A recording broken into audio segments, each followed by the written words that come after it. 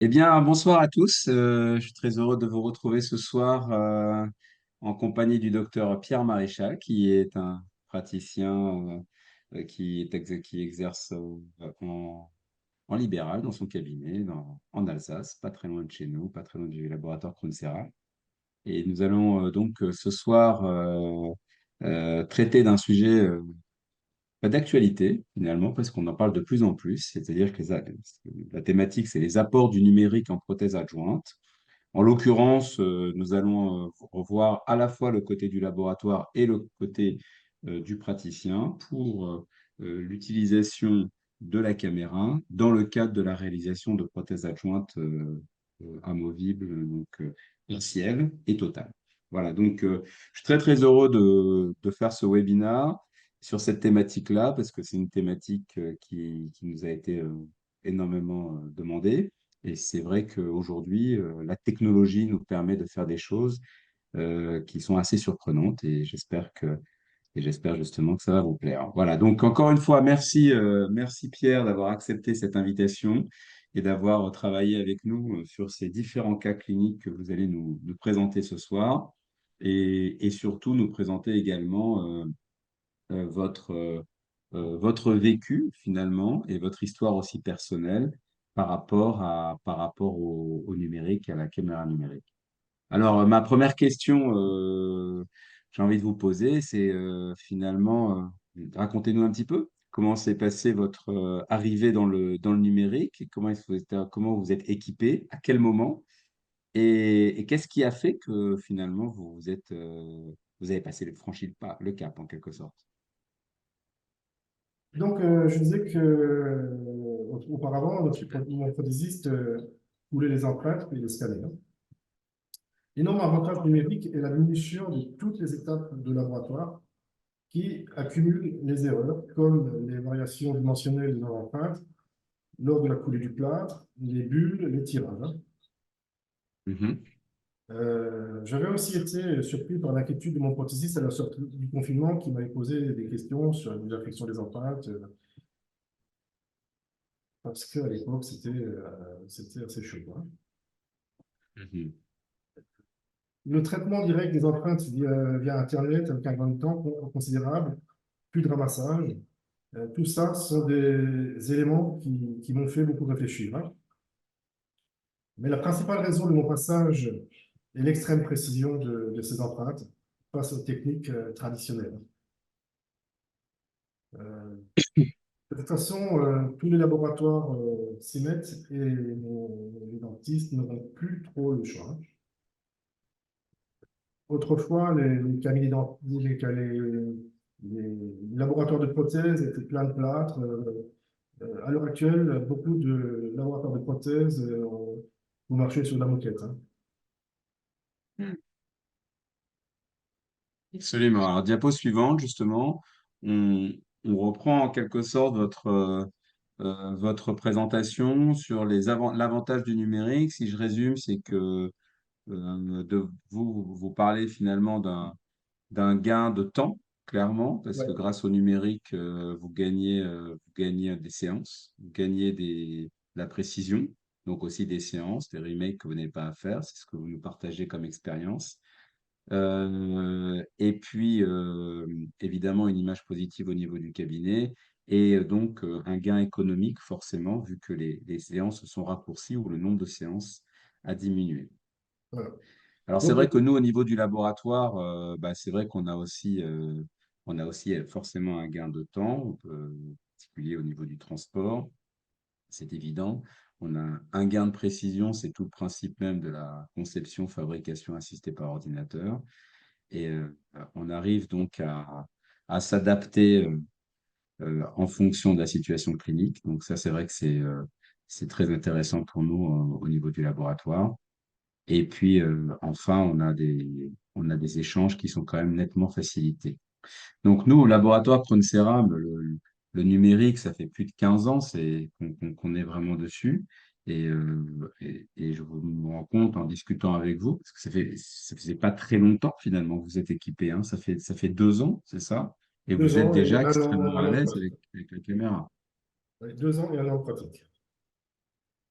2 ans parce D'accord. que le prothésiste n'était pas prêt. Et puis 1 an pour maîtriser la caméra. Donc, au niveau de la Alors, précision, dans votre activité, Pierre, vous m'expliquiez tout à l'heure que vous avez une grosse patientèle qui nécessite des soins prothétiques en prothèse adjointe, n'est-ce pas? Vous avez une patientèle qui s'oriente sur des prothèses du type prothèse résine, châssis métallique ou même des prothèses complètes, hein, on en parlera à la fin de notre webinaire.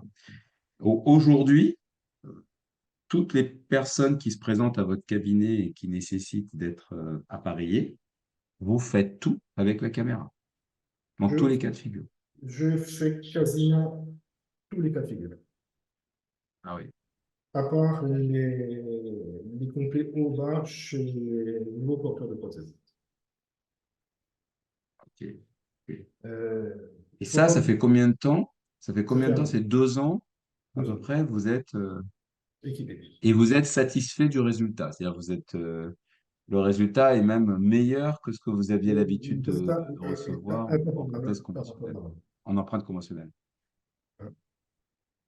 Euh, Ça, c'est super. On va en parler tout à l'heure avec les cas cliniques. En tout cas, voilà une partage d'expérience et intéressant, justement, parce qu'il y a encore beaucoup de praticiens qui hésitent à, à passer au numérique, ou en tout cas d'utiliser la caméra, parce que souvent ils sont équipés, mais d'utiliser la caméra pour faire de la prothèse adjointe. Je crois que ce soir, vous allez nous démontrer que dans tous les cas de figure, même avec des attachements, même aux prothèses les, complètes, les avantages, la caméra. les avantages, faut bien les comprendre, hein. On a une précision accrue, hein. On n'a pas de tirage, on n'a pas de bulle, on n'a pas de déchirement. Euh, Oui. on n'a pas de réflexe nauséeux, hein, quand on fait l'empreinte, hein. On a un contrôle permanent de la qualité de son empreinte. Ouais. Euh, on a, j'en parlerai plus tard, possibilité de récupérer des images pour éviter de tout scanner. Ça, c'est pour le gain de précision, mais on a aussi un gain économique. Économique parce que en 2 séances, on fait un solide, une empreinte, une prothèse sur châssis. Euh, on ne fait plus de cire, on ne fait plus d'empreintes secondaires. Et le temps dégagé qu'on accordait autrefois à l'ancienne technique permet de traiter d'autres cas de prothèse, d'autres personnes. Et puis, on a un gain de temps, hein. C'est inconsidérable. Alors Pierre, justement, diapo suivante, vous allez nous donner un petit peu les différentes recommandations que vous pouvez donner à nos confrères dans les cas d'empreinte numérique pour une prothèse partielle, hein. On va parler d'abord d'une prothèse partielle. Alors, quelles sont un petit peu les recommandations que vous donneriez à nos confrères? Le, l'élément le plus important pour moi, c'est d'avoir un calage. Le calage, on peut l'avoir avec un seul couple, un molaire, prémolaire, un seul couple. Une dent du maxillaire, une dent du mandibule, il s'engraine, ça suffit. Il faut bien faire son chemin d'escalade. Donc, il faut euh, essayer de scanner le plus rapidement possible l'arcade et ensuite aller dans les détails, utiliser les icônes de votre caméra, hein, qui favorisent ou les tissus mous ou les tissus durs et jouer avec les profondeurs de champ, notamment à la mandibule, puisqu'on va avoir la langue qui a tendance à se mettre dans le centre de la caméra. En diminuant la profondeur de champ, on ne diminue pas la précision. Et on a une énorme passivité de notre empreinte, hein, puisqu'on n'a aucune déformation physique des tissus, hein, ni de l'empreinte. Ce qui, par la suite, va entraîner une passivité absolue, hein, de notre prothèse, puisqu'il n'y aura aucune déformation.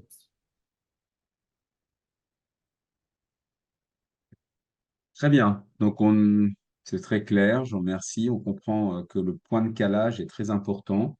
On va le voir justement dans le cas clinique qui va suivre. pourquoi c'est à partir du moment où vous avez ce point de calage-là, bah, vous allez pouvoir, en deux séances, hein, c'est ça, une Deux séance séances. d'empreinte et une séance tout de suite après de livraison de la prothèse, hein. C'est ce que vous Voilà. me disiez. Vous allez faire juste deux, vous allez bloquer deux séances pour le patient.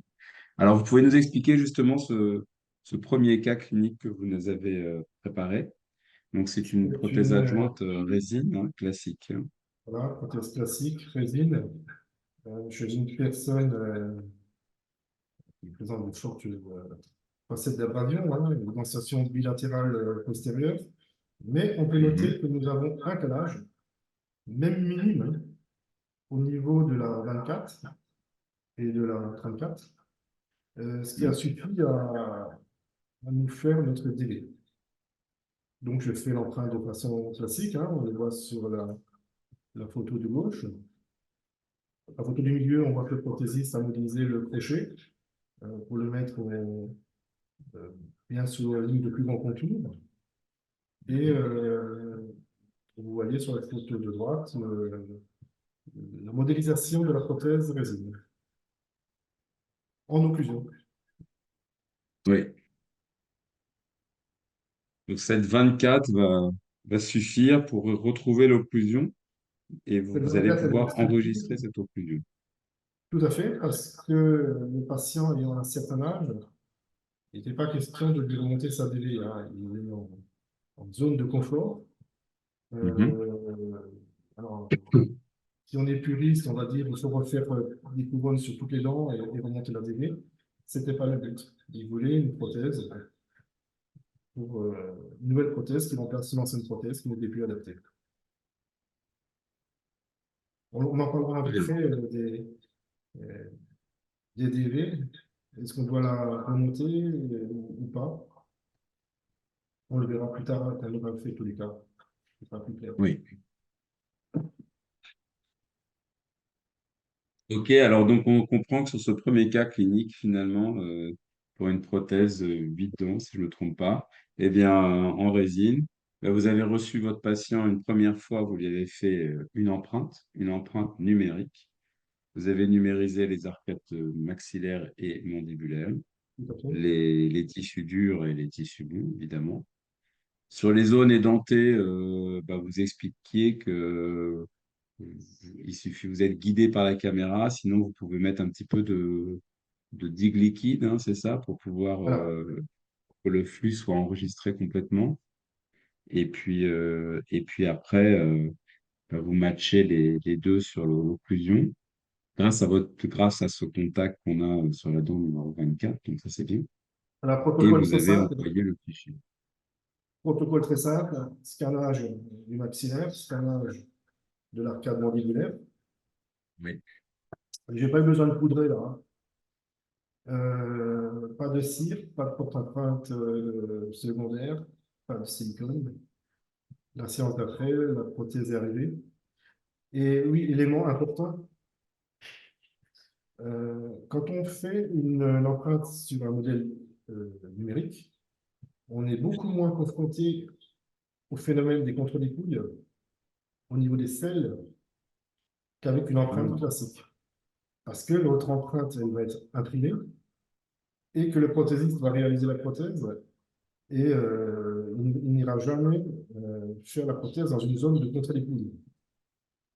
Quand on fait une prothèse de façon classique avec un modèle en plâtre, après la mise en mouche, le modèle est souvent cassé et le prothésiste vous livre la prothèse. Il n'a pas forcément euh, estompé les zones de contre-dépouille. Et c'est ce qui Mhm. crée des problèmes lors de la mise en place et de l'insertion de la prothèse en bouche. D'accord. Ça, avec le numérique, on ne le rencontrera jamais. Alors, merci Pierre. On va passer au deuxième cas clinique, diapo Ouais. suivante. Là, vous allez nous présenter, c'est une prothèse adjointe en résine donc, immédiate, c'est-à-dire de transition. Donc, Voilà. c'est un patient qui s'est présenté à votre cabinet avec deux dents 33 et 43 qui vont être extraites. Et donc, vous lui avez fait une empreinte avant de faire l'extraction et vous avez donc demandé une prothèse immédiate, complète pour le coup, Oui, mandibulaire de toutes vos dents. Hein, c'est ça? voilà. Donc, sur la photo de gauche, on voit que les deux canines sont en occlusion. Elles étaient Mhm. déjà en occlusion en bouche avec l'ancienne prothèse. Le fameux point de calage, hein. Le fameux point de calage que vous C'est notre recherchez. fameux point de calage. Voilà, donc, protocole, scannage du maxillaire, scannage de l'arcade édentée Mhm. et scannage de l'occlusion avec la caméra. Les D'accord. deux dents ont été extraites le jour de la pose de la prothèse et il n'y a pas eu de retouche. Ouais. C'est-à-dire votre prothèse immédiate est arrivée et elle était parfaitement adaptée Elle à la était muqueuse, parfaitement à la crème. adaptée. Elle pourra même rester comme prothèse définitive, hein, à moins qu'on rebase dans 2 mois les deux zones édentées, là, la 33 et la 43. Oui. Au pire, hein, pour améliorer, à la limite, on pourrait faire une empreinte définitive après cicatrisation des deux zones d'extraction. Ok, génial. Donc, vous venez de nous montrer que tout à fait possible également d'utiliser la caméra et le numérique au fauteuil et au laboratoire pour réaliser une prothèse immédiate, comme ce que vous avez fait là dans le cadre de votre patient. Alors, diapo suivante, on va parler maintenant des châssis métalliques pour justement la réalisation de châssis métalliques. Donc là, il s'agit d'un cas sur une édentation unilatérale pour un stélite de 6 dents, si je ne me trompe pas. Donc, et voilà, on le voit un petit peu à l'écran. Alors, expliquez-nous un petit peu le cas et quels ont été les avantages finalement du numérique dans un cas comme celui-là. Donc, c'est un patient qui venait de subir une grosse chirurgie buccale, hein. Il avait un énorme kyste dans la zone 10. Et on voit très bien la résorption, hein, de la crête dans cette zone. J'ai Oui. scanné euh, en 2 séances, hein. Prise de l'occlusion. Et puis l'adaptation en bouche était formidable. Faut bien noter aussi que c'est des stylites réalisés avec foutage laser, hein. L'avantage, c'est qu'on a une énorme précision, euh, aucun risque de casser un crochet lors de leur activation.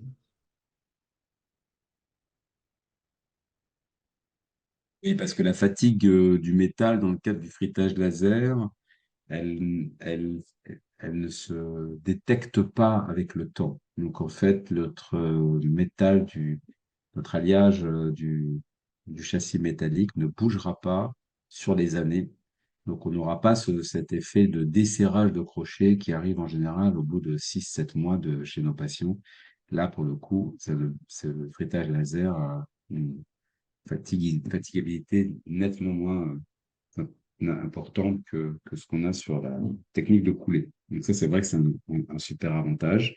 Et là aussi, vous avez, Pierre, réalisé votre châssis métallique en 2 séances uniquement, En, en empreinte et deux, livraison. en deux Ouais. séances. Et on a une adaptation parfaite du palais du fait de la facilité de nos empreintes. Et oui, oui, c'est incroyable quand même. Parce que là, pour le coup, c'est ce que vous disiez tout à l'heure, quand vous avez un gain de temps incroyable, on est en 2 séances, on a un châssis qui rentre tout de suite, quoi. Puis la deuxième séance, j'imagine, c'est 5 minutes, quoi. Parce que là, pour le coup, vous n'avez aucune retouche en plus. C'est ça. Et avant, c'était 2 séances d'empreintes. Bon, à la limite, la DV, dans ce cas-là, on n'est peut-être pas obligé de le faire ici, quoi, puisqu'on a quand même du calage. Mais bon, il y avait quand même un essayage. Alors, vous nous avez préparé un cas clinique avec les attachements. Oui. Donc, je veux bien qu'on nous le montre. Donc, il s'agit d'une prothèse que vous avez fait faire réaliser avec des attachements, donc des châssis métalliques avec des attachements. Et là, justement, on voit à l'écran des poudres. Alors, expliquez-moi un petit peu pourquoi utiliser ces poudres. Donc là, vous avez Euh, deux sortes de poudres. Une poudre spéciale scanner et les autres, ce sont des poudres d'occlusion qui fonctionnent aussi parfaitement. Le d'accord. poudrage est nécessaire sur toutes les surfaces métalliques.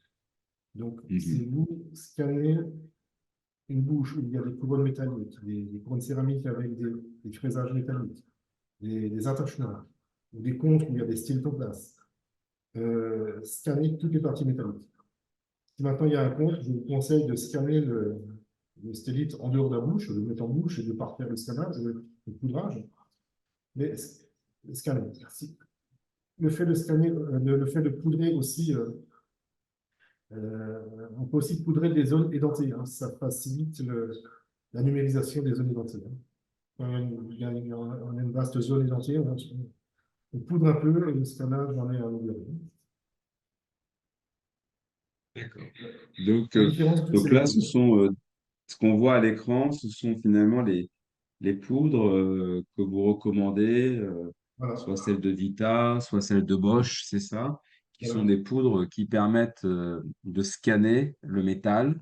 Euh, Évidemment, quand on va faire un attachement, on aura besoin de scanner Voilà. la Ça évite glissière ou d'avoir un les effet autres. anti-reflet, hein. Et Et surtout, oui, quand vous scannez, baissez un peu l'intensité lumineuse, pas de celtique en direction de la bouche, mais on peut baisser l'intensité lumineuse de la pièce, hein. Ça améliore le d'accord, scanner. d'accord. Alors, diapo suivante pour nous montrer justement la prothèse adjointe avec un châssis sur attachement. Donc, on voit sur la diapo Alors, ça, à l'écran une glissière, n'est-ce pas? c'est un. euh, la conjointe a été réalisée en amont avec Mhm. du scannage. Euh, et là, pour la conjointe, moi, j'ai gardé l'ancienne prothèse qu'il avait en bouche pour garder la DD, hein. Donc, on a scanné, on a réalisé le bridge de la 45 à la 33 et nous avons placé des attachements glissières. On les a poudrés et le scannage s'est fait sans trop de problème. Prise de la DV en bouche. Et à droite, vous voyez le squelette du châssis. Les glissières étant faites au laboratoire, elles sont strictement parallèles l'une à l'autre, en deux séances. Très bien. Alors, on voit très bien l'empreinte que vous avez réalisée sur les glissières, effectivement. Et là, on comprend, ça a tout son sens, la caméra, vu que vous parliez de la précision. Donc, on voit tout à fait de quoi on parle quand on fait des attachements, vu qu'il s'agit vraiment de précision. Donc, grâce au numérique, finalement, on va pouvoir avoir une adaptation parfaite entre le châssis Voilà. et le bridge présent en bouche. Bah, écoutez, c'est un joli cas sur la glissière. Vous avez également un cas, diapo suivante, sur un attachement type boule. C'est Voilà. des attachements qu'on fait peut-être un petit peu moins maintenant. Je pense qu'on priorise un peu tous les glissières.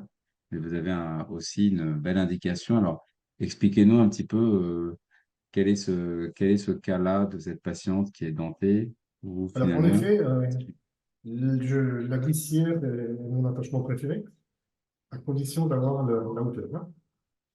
Donc, c'était un monsieur de plus de 80 ans qui était déjà porteur de deux couronnes avec attachement. Il voulait uniquement renouveler sa prothèse. De façon classique, c'est très difficile de faire une prothèse sur des attachements avec des techniques d'empreinte au silicone, à la prélone. Voilà. Chez ce monsieur, la 14 était perdue. Je l'ai gardé le temps de faire l'empreinte et le calage. Donc, à gauche, on voit très bien les deux incisives centrales avec leurs attachements et la 14. Pour oui, scanner, j'ai mis les parties femelles en place sur les attachements boulés, ce qu'on appelle vulgairement les téflons. c'était des attachements crâniens. Et par contre, là, il faut vraiment être très, très méticuleux sur le positionnement de ces attachements femelles. Il faut vraiment qu'ils soient strictement parlés. J'ai scanné. Mhm. L'attachement ressort très, très bien au scannage parce que si on ne met pas les parties femelles, il est très, très difficile de scanner les attachements doubles parce qu'on va avoir le dessus, on va avoir les côtés, mais on n'aura pas la partie qui fait face à la gencive, et puis bon, c'est quand même très très petit, hein. Donc à gauche, le scannage. Au milieu, on voit le châssis en place, le modèle du laboratoire, avec la 14 extraite. Et là, on voit bien que pour ne pas tricher, l'essayage était impossible, puisque sur mon empreinte, la 14 est en place, au labo, elle est déjà plus en place, hein. Le labo l'a Oui, tout pris, hein. oui, oui, elle était extraite. Oui. Et il l'a extraite, hein. Et ben, la mise en place a été très aisée et pas de retouche, hein. Pas de retouche parce que euh, nous n'allons pas avec nos selles dans des zones de contre-dépouille. Le prothésiste prépare la prothèse, sinon il ne fait pas la surprise de son modèle. Ça, il faut bien le comprendre. On a la même passivité au niveau des tissus mous et des tissus durs. Ok, alors on a bien compris que vous avez eu d'excellents résultats sur la prothèse adjointe partielle, que ce soit résine ou que ce soit châssis métallique ou que ce soit même prothèse mixte avec les attachements. Et donc, vous nous disiez que vous avez commencé depuis quelques mois également à vous lancer dans la prothèse complète. Alors, la prothèse complète, je voudrais faire un petit rappel avant de vous laisser la parole. Euh, donc, pour le protocole opératoire pour la prothèse complète, diapo suivante, on va devoir en fait, nous, praticiens, travailler d'une manière totalement différente. Il n'y aura pas d'essayage de dents sur cire.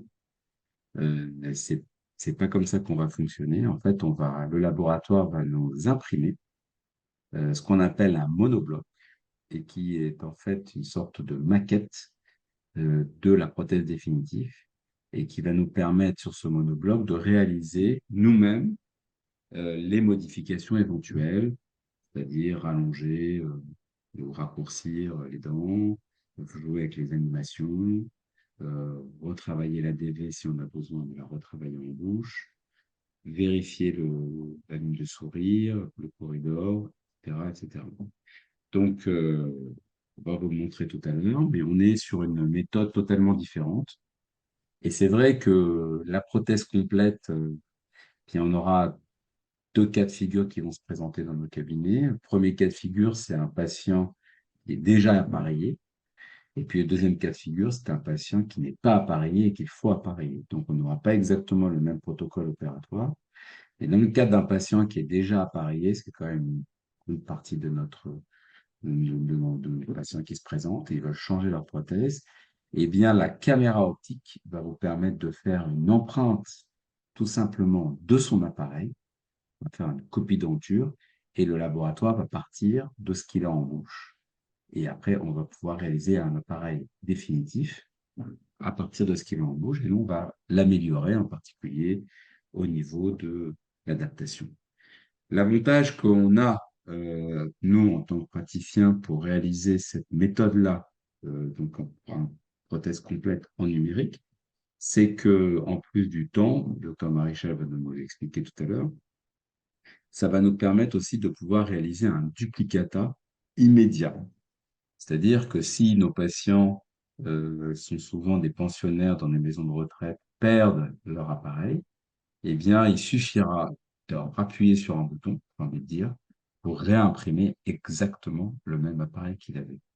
Alors, au laboratoire Cronceram, on s'engage à garder les fichiers 5 ans, si je ne me trompe pas. Donc, ça veut dire que pendant toute cette période-là, ce sera très facile pour nous de réimprimer un appareil. Il n'y aura donc pas besoin aux patients de venir en consultation, reprendre les empreintes et refaire tout le processus opératoire. On aura juste à le ressortir. Autre cas de figure possible, chez des patients qui, malheureusement, souffrent de maladies dégénératives neurologiques de type Alzheimer, eh bien, la famille pourra avoir un appareil dit de secours qui sera l'identique. Donc, on pourra, nous, en faire deux. Et en cas de problème sur l'appareil précédent, perte de l'appareil, ou je ne sais quoi, eh bien, il y aura toujours un appareil supplémentaire qui pourra être remis dans la seconde. Voilà, donc c'est quand même des techniques qui sont modernes et qui permettent justement de s'adapter aussi au contexte nouveau des personnes dites du quatrième âge. Voilà, donc quelques mots pour replacer. Alors, Pierre, diapo suivante. Pierre va nous présenter un, un premier cas clinique d'une prothèse bimaxillaire. Alors, ça, c'est une patiente à qui vous avez réalisé deux complets haut et bas, Oui, tout à mais fait. c'était une patiente qui présentait déjà une prothèse complète, hein, c'est ça, elle voulait remplacer ses prothèses C'est complètes. vrai. Alors, je reviens juste sur un point. Frontier garde le fichier 5 ans, mais les dentistes, vu le volume des empreintes, du poids informatique, ils mettent tout sur le cloud, qui eux gardent le temps de le payer. Donc, c'est très très loin. Alors, ce cas-là, c'est une dame côté porteuse de deux prothèses complètes. Et elle était, le praticien l'avait mis en fausse classe 3. Alors, on voit sur la photo de gauche que c'est pas un bout à bout, c'est plus une classe 3. Voilà. Elle était très mécontente de ses prothèses. Elle n'aimait pas l'esthétique.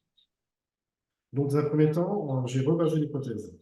Alors, avec un fit, avec un silicone, donc ils ont collé la prothèse ou du silicone, du light, ça marche bien, hein. Le fit permet un logidol et vous laissez l'empreinte prendre et vous n'hésitez pas à faire un peu des mouvements avec les joues, avec les freins pour bien les matérialiser sur l'empreinte, hein. S'il y a des petites coulées, Mhm. c'est pas grave. Une fois cette opération exécutée, vous scannez dans votre main les deux prothèses, hein, le maxillaire, la mandibule, en faisant l'intrados, l'extrados, les dents. N'hésitez pas à retourner votre modèle au niveau de l'écran dans tous les sens pour être sûr de ne pas oublier une zone. Hein, c'est le piège, hein. Dans la trados, on peut facilement oublier l'enregistrement d'une crête, hein, voilà. Une fois l'opération faite, vous scannez l'occlusion en bouche et vous envoyez tout au laboratoire. La photo du milieu du haut, c'est l'essayage des monoblocs. Alors, ils sont Mhm. blancs. Ça donne déjà un bon aperçu en bouche. Sachez que le laboratoire peut vous faire des monoblocs avec des gencives roses. Ouais. À la limite, le patient, la patiente peut rentrer à la maison avec ses prothèses, les essayer. Euh, on peut Bien sûr, même pour faire valider, c'est une manière laisser de faire de valider l'esthétique par son entourage, par son conjoint, par ses enfants, absolument. ça va faire partie de sa vie pendant peut-être 10 ans, ou même plus des fois. Donc, même si on a un doute sur la tenue de la prothèse, on peut la réadapter avec un fil de quête qui va faire un enregistrement dynamique des muqueuses, hein. Mhm. Et on peut corriger les milieux, on peut corriger la longueur des dents. On voit déjà l'esthétique à droite, avec le monobloc en place, hein. Et Ouais. séance d'après, livraison. Pose de la prothèse, pas de retouche, très peu, hein. Un frein, voilà. Et on voit bien l'esthétique. La patiente a retrouvé un sourire. Elle est en classe 1. La ligne du sourire, elle Oui. correspond à ses attentes Ok. si on compare par rapport au départ. Et le patient, quand il met sa nouvelle prothèse complète, il a besoin d'un temps d'adaptation au départ ou non, ça tient bien et il en est content immédiatement. Sincèrement, ça tient Quel a bien. été votre... Ouais. Ça tient très bien. Et puis en plus, vous savez, ce sont pas ces, Le montage des dents, c'est pas des dents faites comme on le faisait autrefois, dent par dent. Je crois que c'est des arcades qui sont imprimées, on peut les modifier. Euh, Oui, il y a- on n'a pas de risque de perdre une dent hein, sur ces prothèses. ouais, c'est vrai. C'est vraiment très, très avancé. Hein. C'est vrai. En tout cas, là, c'est un joli cas de prothèse adjointe complète, donc sur une prothèse bimaxillaire haut et bas. Donc, je répète, hein, vous avez pris l'empreinte avec copie denture, avec votre scanner oral. Vous avez enregistré l'empreinte des anciennes prothèses. Vous avez mis de pile de Care pour rebaser un petit peu et revoir justement les joints, Voilà, articuler les bords de la prothèse. on le Une voit. fois, une fois c'est réalisé, bah, vous avez demandé le monobloc, vous avez essayé le monobloc, vous avez fait quelques réglages du monobloc et la troisième séance, c'est la prothèse que vous avez essayée et remise à la patiente. Tout à fait. Effectivement, c'est rapide. Alors, le cas clinique suivant, diapo suivante. Là, vous avez voulu nous montrer donc une prothèse maxillaire uniquement en essayage monobloc. C'est même un peu plus complexe. La prothèse maxillaire a été faite en monobloc. Elle avait déjà une prothèse complète, donc on a fait une copie de prothèse, comme le cas avant. Au niveau de la mandibule, euh, c'est une dame chez qui on a extrait 4 dents. Mm. À la base, hein, et on a fait une prothèse de transition. Alors, les, la 32, 33, 34 seront extraites ultérieurement. C'était parce que la zone d'extraction était trop importante et que je voulais au moins garder ces 3 dents pour avoir une cicatrisation de l'autre zone édentée avant de passer à une prothèse complète en bas. Donc, en bas, c'est une prothèse de transition. En haut, c'est une prothèse copie prothèse. Et il n'y a pas eu de mauvaise surprise. Hein. Le labo a enlevé les 4 dents à extraire et on a fait la prothèse de transition.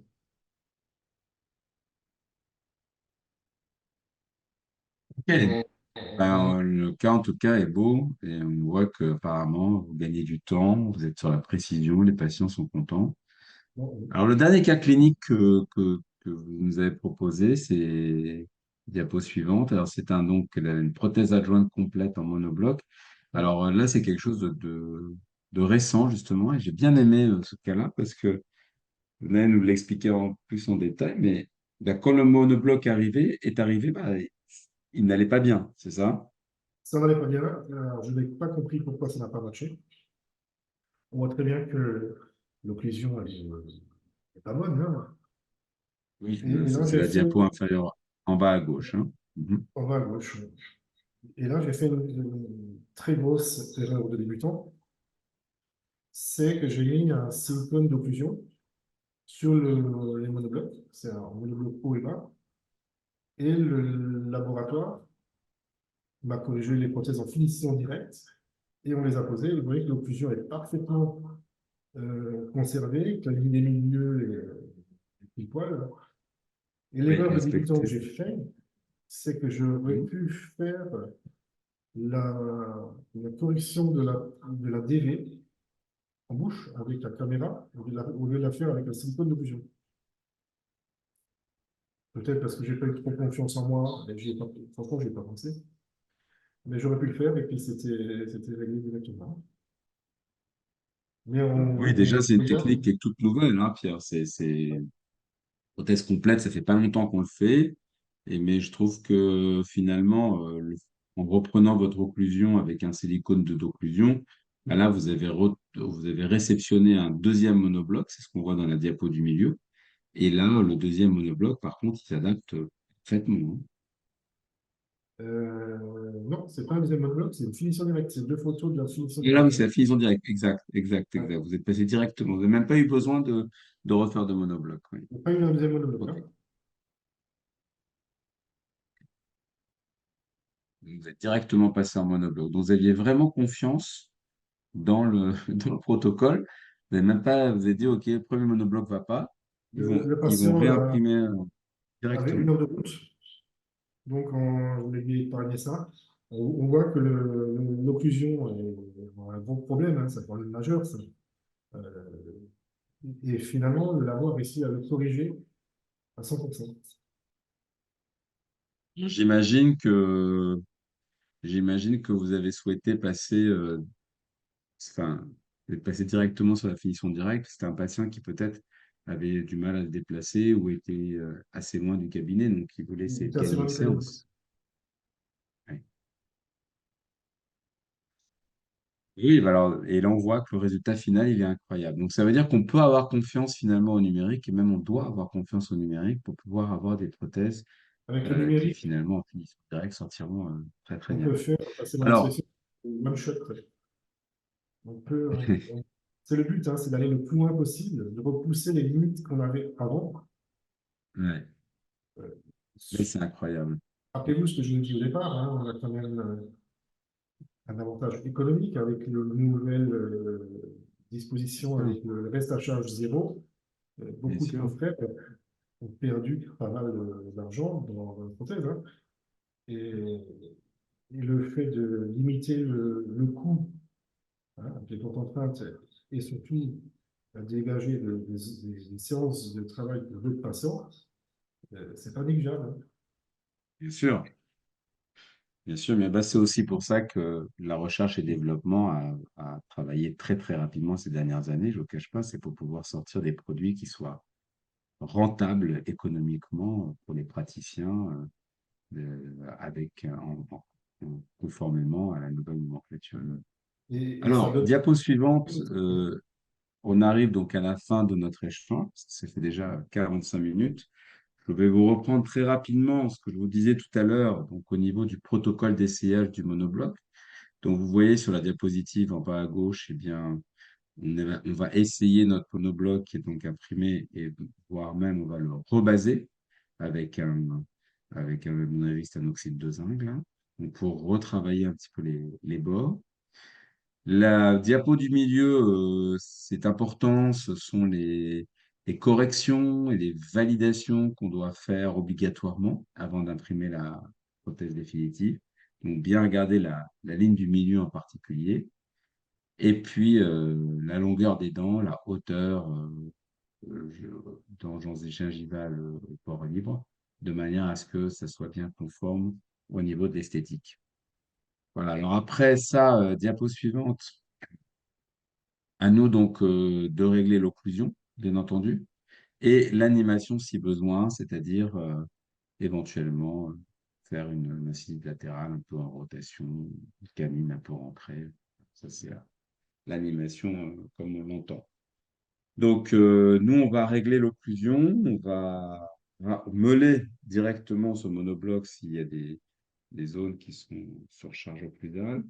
Au contraire, si on a besoin de remonter, parce qu'il y a un décalage, il y a pas de contact d'un côté, bah, il suffit de prendre de la résine composite et de remonter. Et voilà. Et pareil, on en parlait tout à l'heure avec la DV.